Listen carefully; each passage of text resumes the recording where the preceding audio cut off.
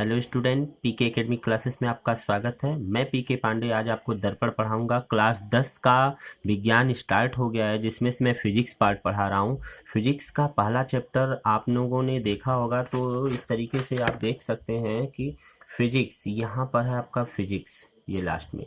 तो chapter number 10 से लेकर के चैप्टर नंबर 13 तक है। तो पहला चैप्टर प्रकाश का परावर्तन तथा अपवर्तन हमने स्टार्ट किया है, जिसमें से आपको मैंने ये कितने पार्ट पढ़ाने के लिए कहा था। मतलब प्रकाश का परावर्तन तथा अपवर्तन में पहला है परावर्तन, दूसरा है दर्पण, अपवर्तन और लेंस। तो परावर्तन हम लोग पढ़ चुके हैं, इसके पहले प्रकाश का डेफिनेशन पढ़े थे, फिर इसके बाद परावर्तन पढ़े हैं। अब हमको दर्पण पढ़ना है। तो दर्पण में क्या क्या पॉइंट आएंगे उससे पहले हम देखते हैं। तो दर्पण में आप देखते होंगे प्रतिबिंब प्राप्त होता है, किसी चीज का प्रतिबिंब मिलता है। तो सबसे पहले हम प्रतिबिंब का डेफिनेशन देखेंगे। जी हाँ, तो दर्पण टॉपिक में हम सबसे पहले प्रतिबिंब देखें क्या है। तो कहा जाता है यदि प्रकाश की किरणें वस्तु के किसी बिंदु से चलकर परावर्तन के पश्चात दूसरे बिंदु पर जाकर के मिलती है, तो इस दूसरे बिंदु को क्या कहते हैं, पहले बिंदु का प्रतिबिंब कहते हैं। जैसे मान लीजिए यहाँ पर कोई प्रतिबिंब है और यहाँ से प्रकाश इस पर टकरा रही है, टकराने के बाद जहाँ जाकर के मिल रही है, यही इसका प्रतिबिंब कहलाएगा। अभी आगे चल दर्पण पढ़ाएंगे तो सब बातें आपको क्लियर हो जाएंगी, ठीक है।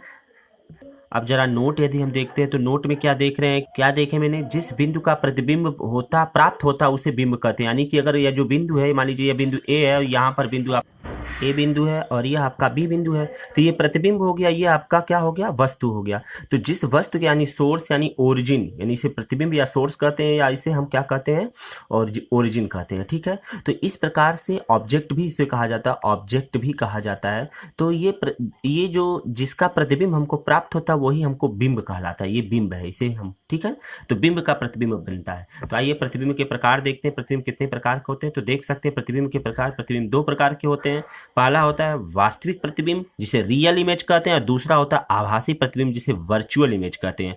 तो रियल इमेज किसे कहते हैं, जैसा कि आप लोगों ने नाम सुना होगा, बट यहाँ डेफिनेशन में आपको दिखा रहा हूँ।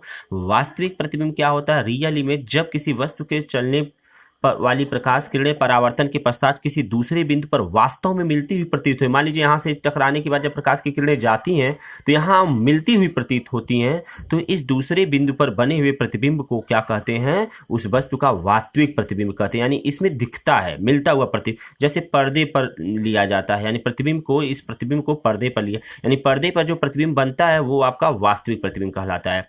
जरा देखते हैं अगला पॉइंट।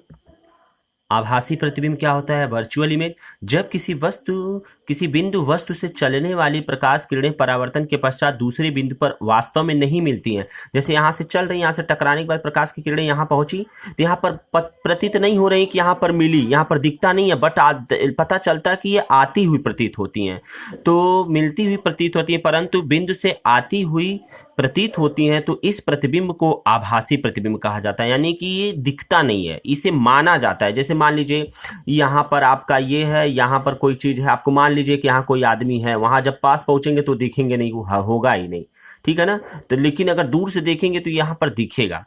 तो इस पर्दे पर प्राप्त नहीं किया जा सकता, यानी इसे पर्दे पर प्राप्त नहीं किया जा सकता है, लेकिन इसका फोटो लिया जा सकता है, यानी इस प्रतिबिंब का फोटो लिया जा सकता है। तो आज के वीडियो में बस इतना ही रहने देते हैं। इसके अगले पार्ट में हम आपको दर्पण पढ़ाएंगे, दर्पण की प्रकार। तो ये छोटा सा वीडियो बस आज के लिए इतना ही। यदि आपको वीडियो अच्छा लगा हो तो लाइक तथा शेयर जरूर करें, और हाँ, अपने दोस्तों को जरूर सब्सक्राइब के लिए बताएं, और बेल आइकन सब्सक्राइब करने के बाद जरूर दबाएं। धन्यवाद।